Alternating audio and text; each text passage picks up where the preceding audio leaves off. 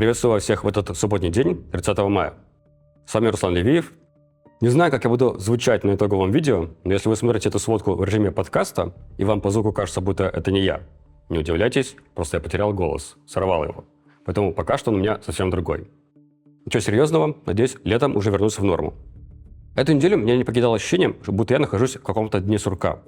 Опять меня спрашивают, нападет ли Россия на какой-нибудь из европейских стран. Опять идут разговоры о том, что грядет вторая волна мобилизации. И опять собираются новости, что Зеленский дал приказ готовиться к еще 2 годам войны. Какая-то заезженная пленка, честно говоря. Ну ладно, давайте ближе к делу. Начнем мы внезапно с фронтов. В следующий раз мы с вами увидимся уже летом. Это важный этап в вопросе оценок темпов войны, темпов продвижения российской армии. Как я говорил ранее, опыт прошлых лет показывает, что май-июнь каждого года – это время основных продвижений и прорывов российской армии. Где-то в понедельник-вторник украинский мониторинговый проект Deep State, на который ориентируется большинство русскоязычных СМИ, опубликует свою статистику за май. Наблюдая за тем, как именно и что они открашивают последние недели, я вангую, что в их публикации будет отрицательный темп продвижения российской армии в мае, ну или около нуля. В прошлой сводке я сказал, что у украинской стороны есть повод для умеренного оптимизма, и я по-прежнему придерживаюсь этого мнения. Но касательно цифр, которые будут по итогу мая, я бы предостерег от излишних экстраполяций. Отрицательный темп наступления не означает, что ну вот еще чуть-чуть поднажать, и российская армия побежит. Это также не означает, на наш взгляд, перехвата инициативы украинской стороной. Мы скорее это воспринимаем как проявление полного тупика с обеих сторон. К тому же показатели мая потенциально могут иметь другое объяснение.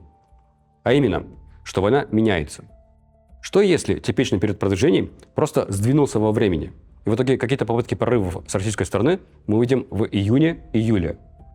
Признаков наличия таких возможностей мы не видим, но я просто говорю о вреде поспешных выводов.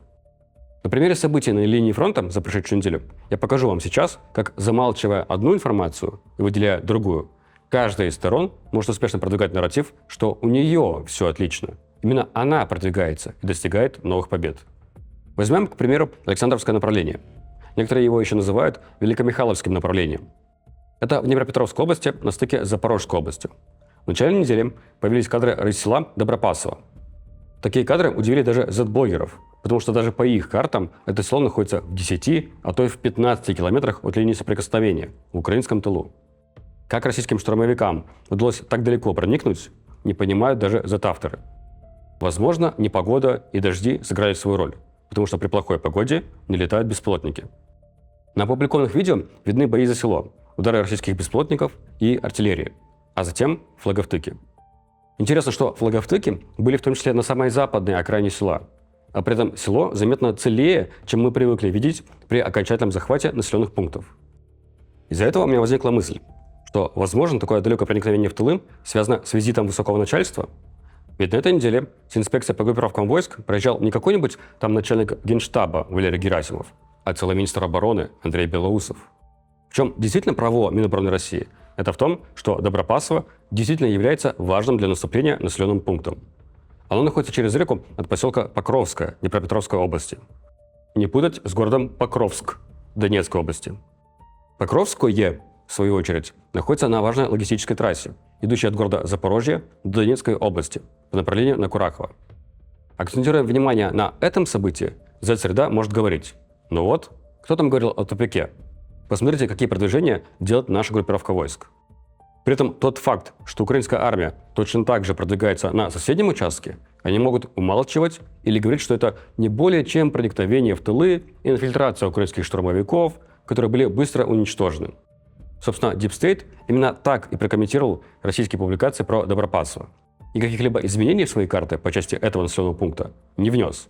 Даже серую зону не расширил. Параллельно с этим, как я и сказал, на соседнем участке фронта украинская армия, судя по всему, освободила село Новоселовка. Также фиксируется присутствие украинских военных в селе Толстой. И хотя события в Добропасово, Новоселовке, Толстом похожи по своему характеру друг на друга, Deep State открашивает только украинский успех. Отсюда и получается, что у Deep State в подсчетах, скорее всего, будут отрицательные цифры. При этом у какого-нибудь сливочного каприза на основании Добропасова, скорее наоборот, будут как минимум более или менее средние темпы продвижения российской армии, без резкого падения.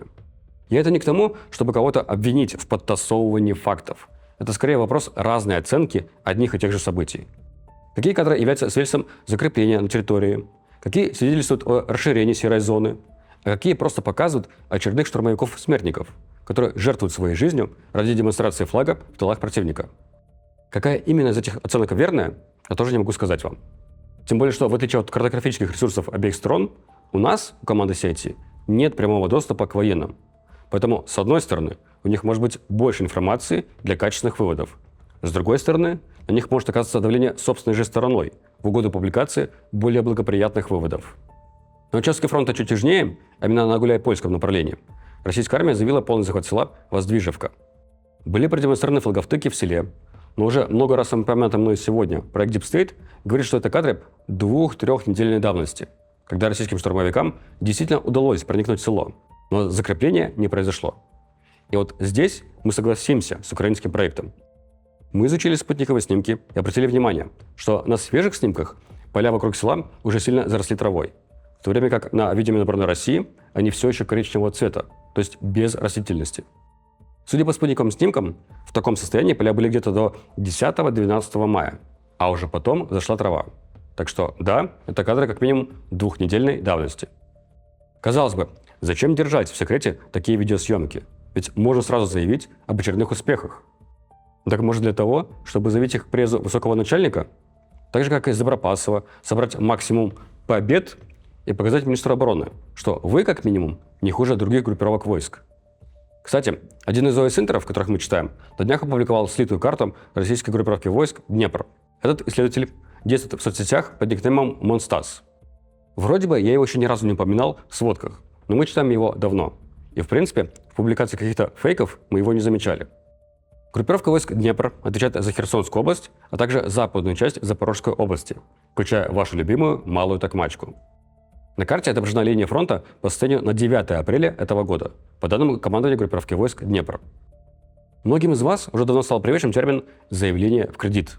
Это когда российские военные заявляют о состоявшемся захвате населенного пункта, который только планируют захватить и за него еще воевать и воевать.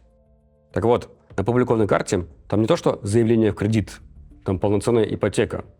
Там и Малая Токмачка отмечена полностью захваченной, и Новоданиловка, и частично город Орехов. А по северному флангу получается, что уже подходит к Камышевахе.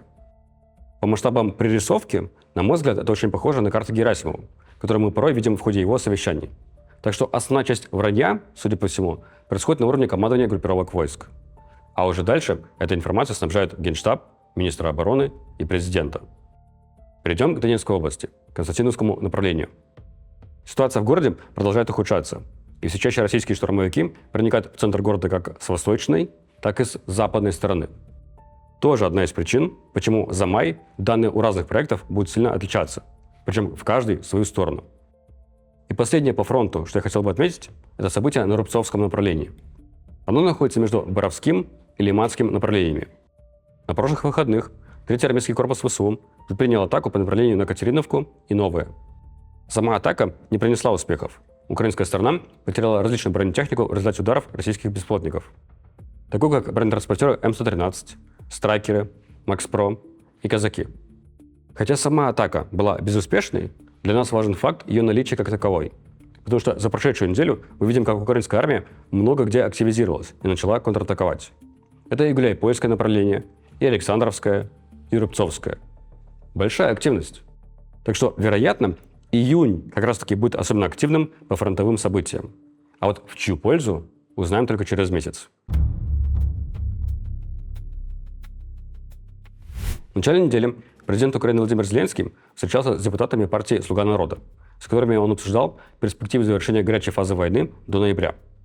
Судя по рассказам самих депутатов, имеется в виду перспектива, при которой украинская армия будет не только успешно обороняться, но и местами наступать, в то время как российская армия истощит свои ресурсы, а потому Кремль пойдет на уступки и согласится на перемирие. Честно говоря, мне не очень верится в такие перспективы. Тем более, что и США потеряли интерес к участию в переговорах, которые всегда заканчиваются очередным бла-бла-бла, мы очень близки к подписанию соглашения, бла-бла-бла.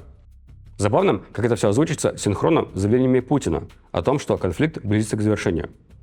Наверняка часть аудитории думает, что раз обе стороны говорят похожее, значит, действительно скоро заморозка. Я же думаю, дело в самоуверенности. Украинская сторона так заявляет, потому что видит проблемы российской армии, нехватку набора людей, отсутствие продвижения на передовой, возникающие проблемы с логистикой для российской армии, а значит, к концу года они типа поймут, что все уже, пора отступить от своих ультимативных требований. Также и Путин. Он уверен, что наоборот, у украинской армии дела на исходе. Россия захватила Покровск, Константиновку, Малую Токмачку, условно, а значит, к концу года никуда не денутся, вынуждены будут согласиться с требованиями Кремля. Я думаю, что условное завершение горячей фазы именно на фронте возможно. Но не в том формате, что стороны договорятся перестать стрелять друг в друга, а в том, что масштаб боевых действий упадет до очень маленьких размеров, которые месяцами не будут приводить к хоть сколько-то заметным изменениям линии фронта. Но при этом обе стороны будут все больше бить беспилотниками и ракетами по тылам друг друга. Воздушные кампании будут только нарастать. Я про апрель этого года говорил, что он был одним из самых кровавых месяцев за все время наших наблюдений и подсчетов по войне. А мы их ведем с января 2024 года. Судя по всему, с большой вероятностью, заканчивающийся май обгонит по количеству крови не только апрель этого года, но и июль прошлого года, когда больше всего погибло и пострадало гражданских лиц с обеих сторон линии фронта. И это только май. Летом обычно потери еще больше растут. Вчера Минюст России объявил о новых иностранных агентах. СММщик издания «Новая газета Европа» случайно отправил в рабочий канал комментарий к этой новости. Мне кажется, что всем похуй максимально вообще. Так вот, у нас точно такое же ощущение с нашими подсчетами потерь среди гражданских с обеих сторон. Нам тоже кажется, что на эти наши подсчеты всем похуй максимально вообще. Я это сейчас говорю к тому, что помните об этом, когда в следующий раз будете обвинять меня в том, что как будто бы я слишком много внимания обращаю к Старобельску, а про российские военные преступления молчу. Я думаю, что наоборот, в русскоязычной среде нет другого издания, кроме CIT, которое столько бы писало о российских обстрелах Украины и о том, сколько мирных людей гибнет в результате этих атак. Почитайте нашу сводку по обстрелам за прошедшие выходные. Из 39 погибших 22 погибли на территории, подконтрольной украинским властям. И это только за 2 дня. За 2 дня Россия убила больше мирных людей, чем погибло в Старобельске. Если Старобельск случается достаточно редко, то вот такие российские атаки происходят практически каждый день. В Украине каждый день как Старобельск. В том числе с погибшими юношами и девушками, в том числе с погибшими детьми. И мы об этом говорим, мы об этом пишем, мы об этом чуть ли не кричим. Не только про Старобельск мы говорим. Из-за расширения воздушных кампаний все больше беспилотников будет залетать в европейское воздушное пространство. Главная новость вчерашнего дня – российский беспилотник, долетевший до Румынии, попавший в жилое здание. В результате чего 2 человек пострадали. К счастью, травмы у них были несерьезные. Думаю, эта новость даст новую волну обсуждениям, что Россия готовится к вторжению в страны Европы. Путин хочет объявить новую победоносную войну для оправдания очередной волны мобилизации и прочее бла-бла-бла. Нет, не готовится. Нет, не объявит. Минобороны Румынии говорит, что залет беспилотника произошел во время российской атаки по украинским портам Рени, Орловка, Килия и Вилково. Поэтому делается вывод, что это случайный залет, а не намеренная атака по Румынии. Россия, в свою очередь, готовится к расширению украинской воздушной кампании. Поэтому вы видите запрет на полеты гражданской авиации в центральной части России на высотах до 5 километров. Поэтому появляются новости о том, что частным компаниям теперь разрешат закупать зенитную артиллерию, радиолокационные станции, комплексы радиоэлектронной борьбы и транспорт для защиты от атак дронов. К слову, комплекс «Панцирь» не входит в описанные категории, так что его купить не получится, видимо. А какая-нибудь «Шилка», если ее найдут рабочую, вполне. Все это будет управляться руками не самых подготовленных резервистов, всяких барсовцев и людей, которые заключили отдельные добровольческие контракты. Поэтому и есть риск того, что такие люди могут что-то не то сбить. Поэтому и вводят запрет на полеты гражданской авиации на высоты до 5 километров. То есть до практического потолка тех средств противовоздушной обороны, которыми будут вооружены такие структуры. Повторения азербайджанского лайнера под Грозным никто не хочет. Поэтому «Панциря» им не видать. А ведь именно «Панцирем» он был тогда сбит. С другой стороны, мне вспоминается видео где-то годовой давности, снятое под Москвой ночью. На нем было видно, как зенитчики поливают огнем какой-то вертолет, летящий в сторону Москвы. И позднее выяснилось, что это был вертолет ФСБ. И им чудом повезло, что их не задели. Как теперь они будут летать? Интересный вопрос. Наверняка начнут летать сильно ниже, прямо над самими верхушками деревьев и домов. А то с этих резервистов Барса станет спутать огромный вертолет Ми-8 с каким-нибудь украинским беспилотником ФП-2. Такие вот новости у нас были в мае. Увидимся с вами летом. Пока.